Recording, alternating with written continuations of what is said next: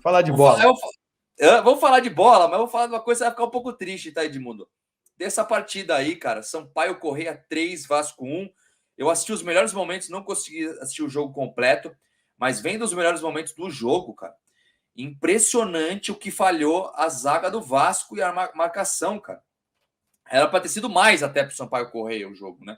Teve gol impedido e teve mais chances de gols e perdeu o Sampaio Corrêa. Cara, mas agora o que aconteceu com a zaga do Vasco, a marcação, o terceiro, acho que foi o terceiro gol do Sampaio Corrêa, o cara tava sozinho do lado esquerdo, cara, sozinho. Foi um péssimo jogo do Vasco, né, Edmundo? Eu assisti. O Sampaio Corrêa faz uma boa campanha como mandante, né? Em casa sempre vai muito bem. E o Vasco, que é um bom visitante, foi muito mal dessa vez. A torcida reclamou muito do técnico Maurício Souza. Não sei até que ponto ele tem culpa, embora tenha uma culpa concorrente, né? Porque ele que escolhe, ele que escolhe a maneira com que o time vai jogar. A verdade é que foi muito ruim. O Sampaio Corrêa abriu 3-0, depois o Vasco diminuiu com um belíssimo gol, mas não era esse o resultado que o torcedor do Vasco esperava. Né? Amanhã tem um jogo em São Januário, um jogo contra o Ituano, que também não é fácil, e é uma oportunidade para se redimir. Mas o Vasco está muito bem ainda na competição. Hoje apresentou o Alex Teixeira, que me parece, pelo que eu vi pessoalmente, porque jogo no Maracanã é diferente de jogo na televisão, né? Você consegue ver o todo. Me parece o jogador, a cereja do bolo, atleta que falta, né? O meia de construção, que quebra as linhas e faz os mais jovens, como o Figueiredo, Gabriel Peck, fazer esses atletas jogarem. Então, hoje ele foi apresentado a meio-dia, numa cerimônia bem bonita lá em São Januário, empolgou bastante o torcedor vascaíno essa chegada do Alex Teixeira, e vamos ver qual vai ser a preparação para a estreia dele, e se ele jogar o que sabe, o que pode, de fato vai fazer diferença em favor da equipe do Vasco. E, assim, ontem o Cruzeiro venceu de novo, né? Eu só quero falar do Cruzeiro porque o Cruzeiro também não tem nenhum grande craque, né? Mas é um time vibrante, é um time que joga, sabe? Que tem uma predisposição física gigantesca. Não é à toa que lidera a competição. Então, acho que tem que servir de exemplo. Né? No jogo do sábado contra o Sampaio Corrêa, faltou muita coisa ao Vasco, inclusive transpirar. Agora o Vasco fica a 7 pontos do Cruzeiro, mas acho que é o que você sempre diz aqui, cara. Tem que pensar lá para trás, tem que olhar o quinto lugar, que é o Sport hoje com 26. Tá quase 10 pontos, tá 8 pontos na frente, né? 8 pontos na frente do Sport. Tem que ficar de olho nisso aí. Vai ganhando jogos, não pode perder tanta pontuação assim. Foi uma derrota fora de casa, né? Mas o Vasco segue vivo. E o Alex Teixeira, cara, eu acho um excelente jogador. Além de nome, joga muito bem no meio de campo. E ele pode atuar um pouco na frente também se precisar. Então, é um jogador completo, tá com 32 anos. Não é aquele jogador que vem para encerrar a carreira. Não tem mais nada na Europa, quer vir para cá, não. Ele tá com 32 anos de idade, completou 32 anos esse ano. Então, acho que vai ajudar muito o Vasco. Tinham clubes de olho nele e ele quis ir para o Vasco. É outra coisa muito importante, né, Edmundo? O cara querer jogar com a camisa do Vasco. Isso aí dá mais vontade e mais ânimo também para a torcida, né? O acerto foi muito rápido, né? Porque era um sonho, um desejo dele de voltar à sua casa. Ele ficou quase 13 anos entre Europa e China, né? Na verdade, 7 anos no Shakhtar, 5 anos na China e 1 ano no futebol turco, onde ele não teve um grande sucesso. E aí, cara, com 2 filhas, uma família lindíssima, o desejo de voltar a São Januário. Aí ele foi lá para conversar com o presidente, com o Jorge Salgado, e acertou facilmente o seu retorno a São Januário, foi apresentado hoje, e de fato, uma grande contratação.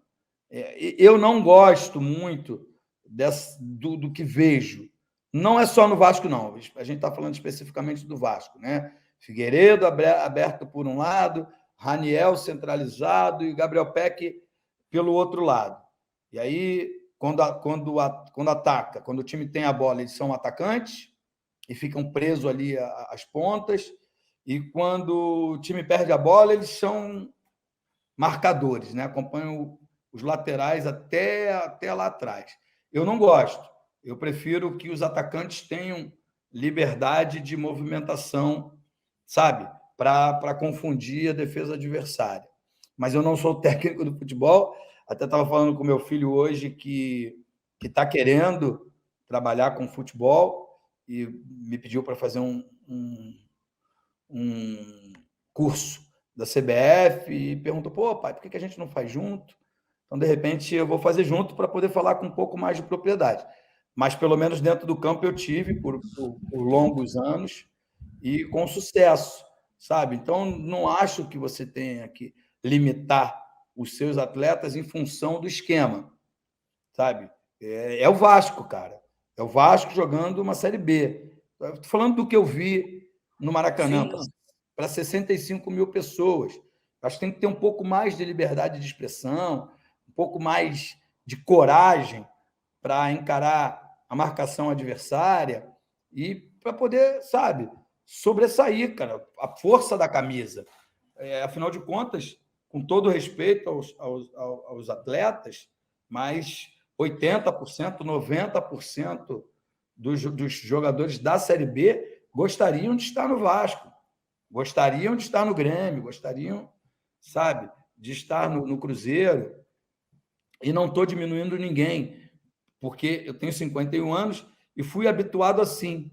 Primeiro você faz sucesso num time médio, para depois ir para um grande.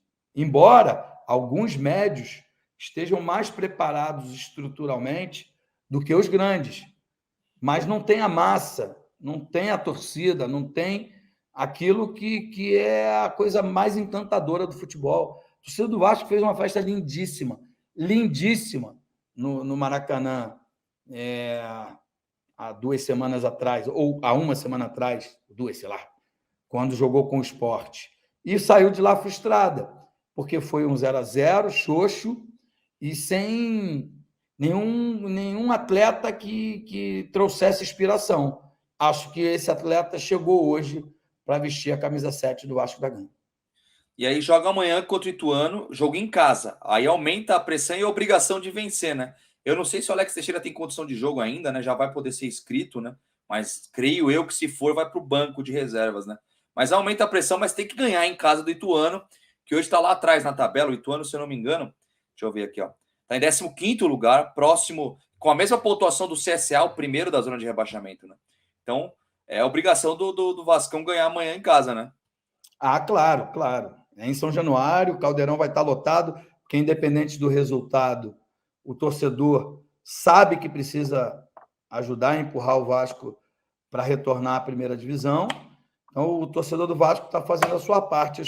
Eu espero que os comandados do Maurício Souza façam isso também, porque agora é jogo a jogo. Amanhã é o último jogo do primeiro turno, né? Eu estava vendo as estatísticas. Dificilmente quem terminou o primeiro turno na primeira colocação ou na segunda não retornou à primeira divisão. Então, é ganhar, torcer ali para algum outro tropeço e aí ter uma certa tranquilidade para encarar o segundo turno, que vai ter que ser contando os pontos que vão levar o Vasco de volta à primeira divisão. Exatamente. Eu acho que se tudo correr bem, não tiver uma grande crise, é só levar. Vai levando.